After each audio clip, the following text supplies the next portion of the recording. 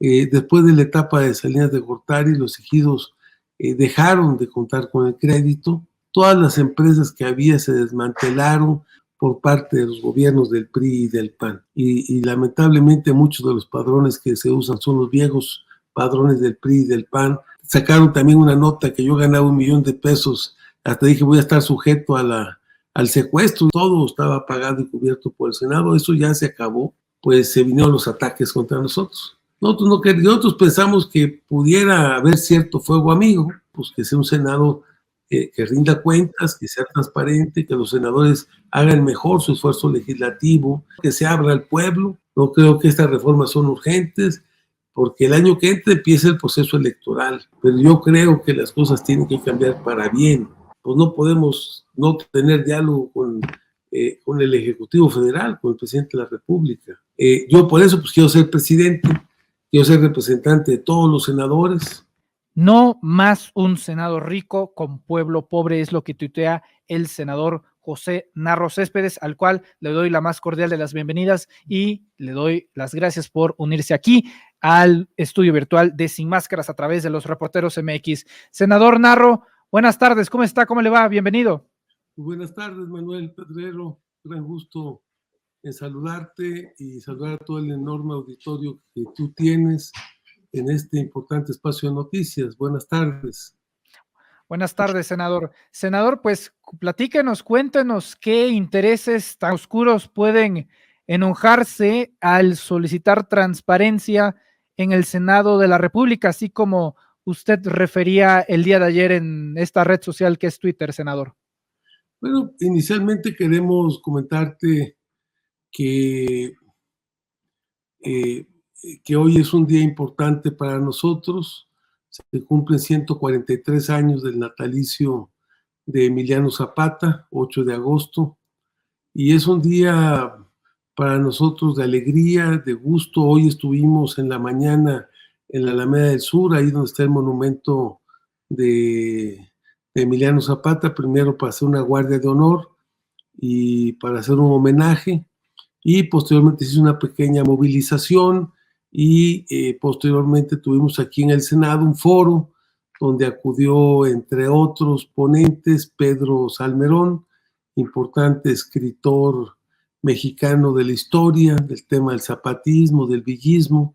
Hoy estuvo aquí acompañándonos, recordando estos 143 años del natalicio de Zapata y la lucha que Zapata ha dado, que sigue dando y con la que vamos y planteamos poder construir esta cuarta transformación. Una lucha que no ha terminado, que se vio trastocada después de la reforma del 27 constitucional, en donde prácticamente lo que se buscó fue desmantelar no nada más al Estado mexicano con la venta de todo lo que sucedió en tiempo de Salinas de Gortari, sino también de privatizar a los ejidos y a las comunidades indígenas y deshacer el tejido social al interior de lo que eran las asambleas comunitarias, las asambleas de los ejidos, quitarle esa fuerza que tenía el ejido. Antes, el ejido era sujeto de crédito, el ejido era un sujeto para el desarrollo. Después de la etapa de Salinas de Gortari, los ejidos dejaron de contar con el crédito, no son sujetos de crédito. Antes el Estado mexicano actuaba como aval solidario para el crédito, eso se acabó. Y bueno, pues gran parte de las instituciones, Fertimex para la producción de fertilizantes, Pronace para la productora nacional de semillas, todas las empresas que había se desmantelaron y toda la arquitectura social que había para apoyar y proteger el campo prácticamente se aniquiló, se saqueó, se corrompió por parte de los gobiernos del PRI y del PAN. Hoy estamos buscando levantar de nuevo al campo a través de los programas de precios de garantía, del apoyo con fertilizantes, en algunos casos también con programas de apoyo para la semilla, también recuperando este programa de producción para el bienestar, que era lo que antes era Procampo, que lamentablemente hay mucha gente que sigue estando fuera de los padrones de beneficiarios. Nunca se hizo una revisión completa y real de ese padrón, y lamentablemente muchos de los padrones que se usan son los viejos padrones del PRI y del PAN, donde lamentablemente a muchos de los campesinos, de los pequeños productores, los sacaron desde aquel entonces de las relaciones, de la lista de los padrones. Y bueno, cuando decimos que hay intereses oscuros, Manuel, pues lo que queremos decir es que toda política de austeridad y de combate a la corrupción, pues tiene que ver con el pasado también. La derecha, aunque se enmascara, en estos últimos días hemos tenido una batalla dura de guerra sucia de ellos, tratando de inventar y de decir mentiras y verdades a medias para tratar de justificar los ataques contra nosotros. Y que bueno, pues tratan sacaron también una nota que yo ganaba $1 millón, hasta dije voy a estar sujeto al secuestro ya por los secuestradores, ¿no? Creo que esa información, así como se da a conocer, es hasta peligrosa y hay responsabilidades, sobre todo cuando son mentiras, porque pues a mí me pagan un salario de 119,000 pesos al mes, que es lo que está autorizado. Hay gastos que de alguna forma se tienen en la oficina que yo actualmente desempeño, que es en la oficina de la vicepresidencia, pero bueno, todos esos gastos es para el personal que ahí trabaja, no son gastos que vayan a mi bolsa, no es un ingreso mío adicional.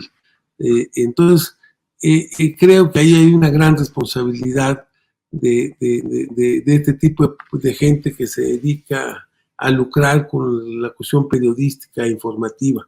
Pero también es parte de esta guerra sucia, donde no se ha tenido la transparencia en el Senado, pero esto de alguna forma no es de ahora, es también desde las viejas prácticas del PRI y del PAN. Llegar al Senado era tener un salario de 500,000 pesos al mes, aparte de todos tus apoyos adicionales, tu chofer, tu vehículo, tus gastos de avión, tu celular, tu despensa, los restaurantes, todo estaba pagado y cubierto por el Senado. Eso ya se acabó. Y todos estamos planteando que sea transparente, porque lo que nosotros hemos dicho, Manuel, es si los senadores nos quitamos más de la mitad de nuestro salario, y eso aparte también pasó con los trabajadores, si nosotros nos quitamos y disminuimos nuestro aguinaldo, que era de 80 días a 40 días, si nosotros nos quitamos los bonos de apoyo, de estímulos que había para los senadores dos veces al año, si nosotros nos quitamos nuestro fondo de retiro, si nosotros vendimos la planta vehicular y liquidamos a los choferes que teníamos, si nosotros nos quitamos y se despidieron a las edecanes que había, si se cerraron los restaurantes que tenía el Senado, donde los senadores a cualquier hora podían ir a comer, o podían llevar a sus invitados a comer a los restaurantes del Senado, si cerramos también y cancelamos los boletos de avión, si cancelamos los celulares, ahora quien quiera tener celular tiene que pagar el suyo, si cancelamos las despensas y los apoyos adicionales que había en el Senado, bueno, todos nosotros hicimos, y si también, sobre todo, a la plantilla de funcionarios de más altos ingresos, también se les hizo lo mismo.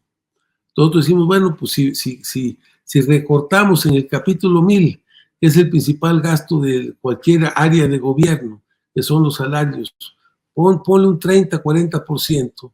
¿Por qué el presupuesto del Senado no ha disminuido? ¿O dónde está ese recurso? ¿Me entiendes? Entonces nosotros decimos, bueno, pues debe de haber transparencia para eso. Y bueno, a partir de que nosotros comentamos esta información, pues se vinieron los ataques contra nosotros. Un paisano. Bueno, nosotros pensamos que pudiera haber cierto fuego amigo, pero pensamos que fundamentalmente son las fuerzas de la derecha. Tuvimos una entrevista con un amigo tuyo, con Álvaro Delgado, y a partir de la entrevista, que también parece que les dolió mucho, duro y duro han estado golpeteando todos estos días. Nosotros lo que pedimos es transparencia. Nosotros de llegar a la presidencia, ¿qué es lo que planteamos? Nosotros queremos y aspiramos a llegar a la presidencia de la mesa directiva del Senado. Y estamos planteando pues, que sea un Senado que rinda cuentas, que sea transparente, que haya política de austeridad, que no se lastime el trabajo parlamentario de los legisladores, o sea, que los ajustes no vayan en detrimento de las posibilidades de que los senadores hagan mejor su esfuerzo legislativo, que democraticemos el tema de los medios de comunicación del Senado para que todos los senadores tengan acceso a los medios de comunicación del Senado, y que también busquemos tener un Senado que sea un espacio para construir acuerdos, para hacer el debate y para seguir avanzando en las reformas importantes que requiere este país. Necesitamos también un Senado que se abra al pueblo, que deje de ser una caja de cristal, un Senado que reciba a los ciudadanos, que los escuche, y un Senado también que mejore su interlocución con el presidente de la República y con el gobierno federal. Entonces, o sea, necesitamos un Senado, somos de la Cuarta Transformación. ¿En qué cambiamos? No puedo hacer lo mismo que hacían los anteriores. Un tema muy importante es la necesidad de que los senadores hagamos trabajo territorial, la necesidad de que los senadores nos integremos en el debate legislativo. Por poner un ejemplo, ahorita ya se abrió el Parlamento abierto sobre la reforma político-electoral. Está en la Cámara de Diputados, pero el Senado no está participando. Podríamos hacerlo en conferencia y no que hubiera un debate en la Cámara de Diputados y cuando llega a la Cámara de Senadores abrir otro Parlamento abierto en la Cámara de Senadores. Creo que necesitamos hacer todo en un solo tiempo, hasta por ahorro de tiempo y también por ahorros económicos y que no, a la gente no le gusta que le esté dando mucha vuelta a las cosas. No creo que estas reformas son urgentes porque el año que entra empieza el proceso electoral en septiembre y pues antes de septiembre tienen que haber los cambios legales para tratar de preparar una elección donde no tenga fraude electoral, donde no haya compra de votos, donde no haya acarreos, y donde la gente puede ejercer su derecho en libertad y con condiciones democráticas de participar en la decisión de quiénes van a ser las próximas autoridades de este país, ¿no? Porque elegimos en el 24 diputados federales, senadores de la República, presidente de la República, muchos gobernadores, muchos presidentes municipales, muchos diputados locales. ¿Es esta aspiración, senador Narro, a la presidencia de la mesa directiva la que ha causado incomodidad y a lo que usted alude, pues ataques, reacciones dentro de la presidencia de la Junta de Coordinación Política de la misma Cámara? Y quiero ser directo del senador Ricardo Monreal Ávila. ¿Es eso lo que ha provocado esta serie de acontecimientos?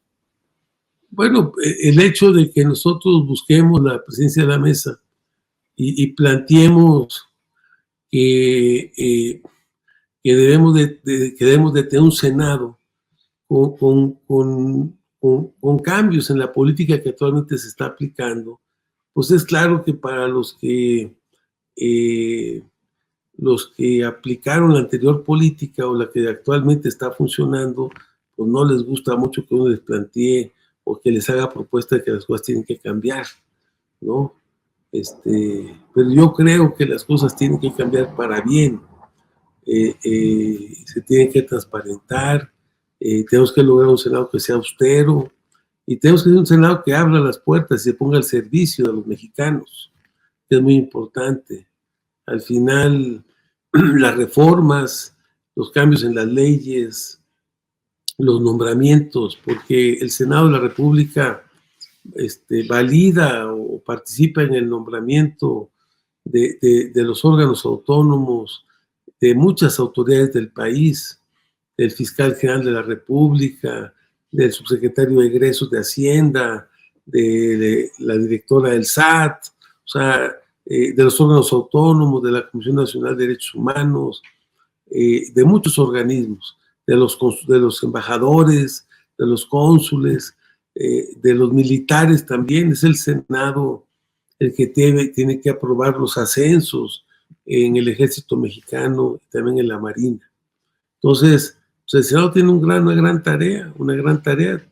Acabamos de nombrar, o la permanente del Congreso acaba de nombrar a un embajador de Rusia, y faltan otros por nombrarse. Tenemos pendiente una enorme carga legislativa. Están por nombrarse 18 magistrados de los tribunales unitarios agrarios, están por nombrarse o están pendientes de nombrarse 15 magistrados de los tribunales regionales, de las salas regionales del Tribunal Superior, del Tribunal Federal de lo Electoral del TRIFE. Están también por nombrarse consejeros de Pemex, consejeros del INAI. O sea, yo creo que tenemos como unos 60 cargos. Están pendientes de nombrar a magistrados en los tribunales agrarios también.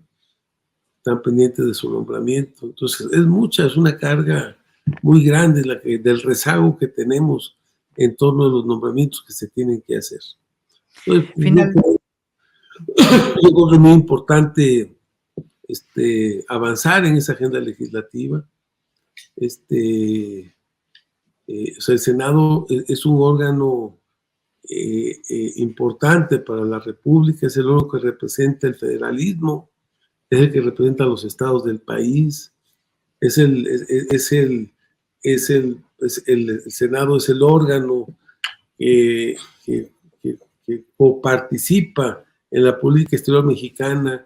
Todos los acuerdos, todos los tratados internacionales, el Senado los tiene que aprobar. Entonces, correcto. Finalmente, senador José Narro, una declaración que nos llamó poderosamente la atención este fin de semana es que actualmente los principales líderes del Senado habían alejado al presidente de la República, Andrés Manuel López Obrador, de la interlocución directa con el Senado de la República. De ganar usted la presidencia de la mesa directiva, ¿regresaría a un canal de comunicación más directo, más estable, que a diferencia de terceros con el presidente Andrés Manuel López Obrador? ¿Es esa también la intención de aspirar a la mesa directiva, senador? Claro, nosotros queremos mejorar nuestra interlocución con el pueblo, pero también con el gobierno federal y con los otros poderes, con los otros órganos autónomos que tenemos en el país. O sea, creo que si el Senado, como el Congreso, es un espacio de diálogo, pues no podemos no tener diálogo con el Ejecutivo Federal, con el Presidente de la República. No podemos pensar que hay que usar el Senado en beneficio político de mi persona o de alguna persona. El Senado debe de funcionar poniendo por encima el interés de la institución al interés personal, que pueda ser legítimo o no, de cualquiera de nosotros que aspire a ocupar un cargo o una responsabilidad hoy o mañana en el país. Entonces, yo por eso pues quiero ser presidente, quiero ser representante de todos los senadores. Voy a buscar que el Senado no esté al servicio de un precandidato o de un aspirante, que esté al servicio de la República, que trabajemos conjuntamente, que mejoremos el diálogo y la interlocución con el presidente de la República con mucho respeto, con mucha atención y con toda nuestra voluntad de fortalecer y de reconstruir esa relación que se ha ido perdiendo, y también con los otros poderes, con el Poder Judicial. Por ejemplo, el Senado tiene que nombrar en estos días a una integrante o a un integrante del Consejo de la Judicatura Federal. Entonces, es un tema que está pendiente con el Poder Judicial Federal. Entonces, todos estos temas, y tenemos la agenda legislativa, este tema de la reforma político-electoral, que lo estamos comentando, el tema de la Guardia Nacional, que hoy el presidente hace un anuncio, pero hay una propuesta también de reforma constitucional en el tema de la Guardia. Entonces todo esto pues, se puede hacer también en un país en donde es importante el Congreso, pero el tema central lo trae el presidente de la República. Somos un país presidencialista, pues no puedes avanzar si no tienes un buen diálogo con el presidente, ¿no? Creo que a México, a la República, a todos nos interesa reconstruir esa relación con el presidente de la República y poder trabajar conjuntamente para impulsar la cuarta transformación. Nosotros somos parte de la cuarta transformación, somos parte de este proyecto nacional. Y el líder de este proyecto nacional es el presidente. Pues no podemos estar peleados con el presidente, no podemos estar planteando usar el Senado para disputar al presidente diferentes aspectos o temas que a lo mejor algunos otros tengan intereses particulares sobre ellos. Necesitamos trabajar con el presidente para poder concretar y avanzar en el compromiso que nosotros adquirimos y por el cual logramos más de 30 millones de votos en la elección del 2018. Nosotros tenemos un mandato popular de hacer los cambios, de combatir la corrupción, de combatir con toda la impunidad, de acabar con los privilegios y de lograr construir una nueva base de justicia y de vida democrática y de derechos de los mexicanos.